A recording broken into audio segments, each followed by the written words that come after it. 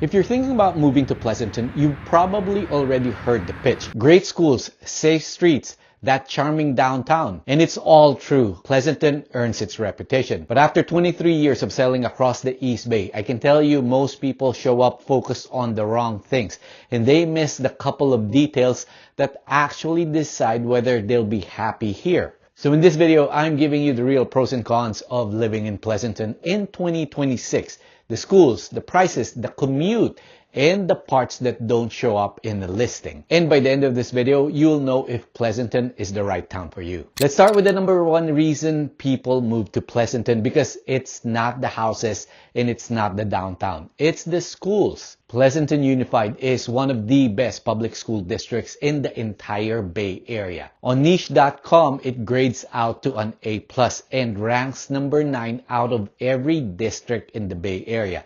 Not number 9 in the East Bay, number 9 in the whole region, going up against the best of the Peninsula and the South Bay. It's got about 13,000 students across 16 schools, roughly a 23-to-1 student to teacher ratio. And the test scores back it up. Around 74% of students proficient in math, 78% in reading. Those are numbers most districts in California would love to have. And it holds up all the way through. The two big public schools, Foothill and Amador, are both A+ rated. So this isn't a district with one good school everybody fights to get into and a bunch of weak ones around it. You've got strong schools spread across the whole town. Here's the honest part though. When a district is this good, it stops being a school district and it becomes a price tag. Families from all over the Bay move here specifically for these schools, and that demand is baked into every single home price. You're not just buying a house in Pleasanton, you are buying a seat in that district, and the market knows it. So let's talk about that price tag, because it's the biggest con on the list and there's no way around it. Pleasanton is expensive.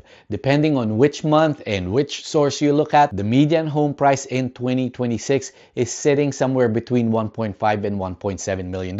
And here's something interesting that mirrors a lot of the inner East Bay right now. Prices are basically flat, even down slightly year over year on the typical home. The days of 20 offers and waiving every contingency have cooled off. So it's expensive, but it's not, it's not a runaway train anymore. And as a buyer, that gives you little room to breathe. It's something you didn't have just a few years ago. But that median hides a huge range. So let me show you what's really going on. Pleasanton is a two-speed market. On the luxury end, you've got gated communities like Ruby Hill, where the median runs around 4 million and it's actually still climbing up. It's big year over year. That's a completely different Pleasanton than most buyers are shopping in. For a more typical single-family home in a good neighborhood with those schools, you're looking at the mid 1 million to 2 million range, depending on size, location, and how updated it is. And if your budget is under $1 million, you're not shut out entirely, but your options narrow fast towards townhomes and condos. The single family with a yard, the thing most people picture when they picture Pleasanton,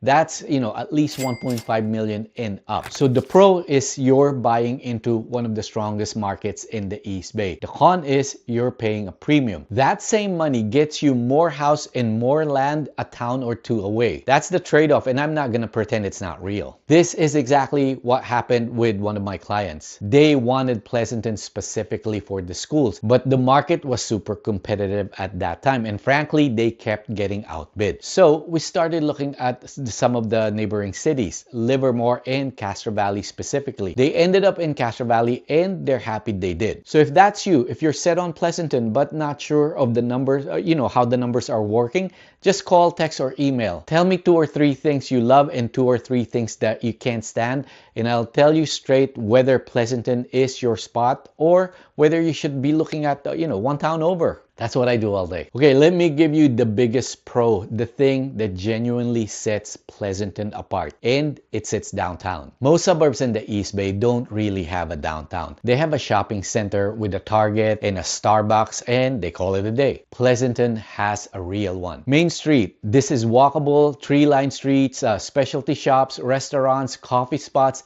and historic buildings. In the town, actually, runs around it. There's a weekly farmers market, wine strolls, a concert in the park, car shows, holiday events, something going on almost every weekend. It gives the town a genuine center of gravity that most of its neighbors just don't have. And here's something a lot of buyers don't realize until they're standing in it. Downtown Pleasanton is almost its own separate town inside the town. A lot of the homes in downtown Pleasanton were built in the 1800s and the early 1900s. Some of the oldest houses in the whole city. You got Victorians, old farmhouses, tons of character, walking distance to Main Street, and best of all, no HOA. The lots run a little from cottage-sized parcels all the way up to acreage, and the homes go under 700 square feet up to 5,000 square feet. So the pricing down there is all over the map, and it carries some of the biggest price tags in Pleasanton because you're paying for that character and that location. If a walkable, charming, event-filled downtown is high on your list, this is where Pleasanton flat out almost every other suburb around it. Alright, let's talk about the stuff that lands in the cons column. Starting with the commute. Pleasanton sits out in the Tri-Valley, and that location cuts both ways. Now, the data says the average commute here runs around 34 minutes. And to be honest with you, I don't know where they got that 34 number, because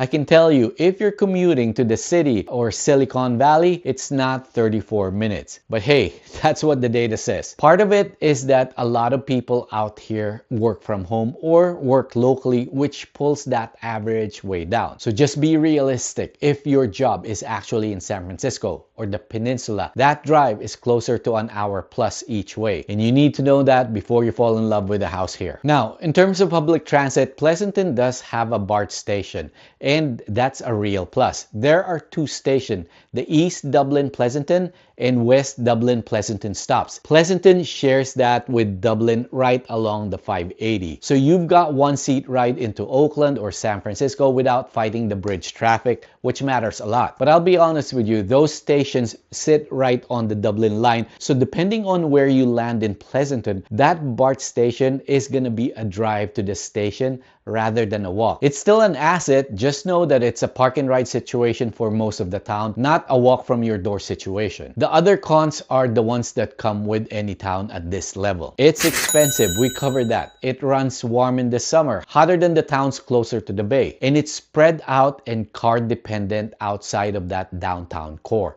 So you're driving for most of your day-to-day. None of these are deal breakers, they're just the honest trade-offs, and you should know them going in. So let's put it all together. Is living in Pleasanton worth it in 2026? Here's my honest take after 23 years in this market. If you're chasing the lowest price in the East Bay, this is not your town, and I'm not going to pretend it is. You can get more house and more land for your money out in the other parts of the Tri-Valley and Contra Costa, but that's not what Pleasanton is selling. What Pleasanton gives you is a specific combination that's genuinely hard to find in one place.